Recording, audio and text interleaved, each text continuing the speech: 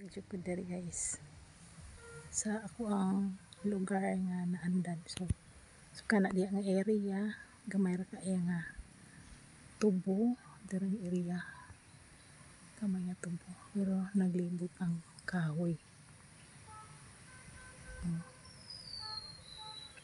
Mingaw kay siya nga lugar, so hayahay siya puy-an kay linong. Laag ko diri sa akong lugar nga naandan guys. So kana siya nga area sa ubos kadto dito nga side, kani diri nga side nay gamay nga tubo makita pero ang mga kahoy. So galibot ang kahoy. Nara ko sa atbang ha. Nara ko diri sa babaw sa buntod atbang. So mo na ako ang area nga naandan kana kani nga side kawayan luyo na.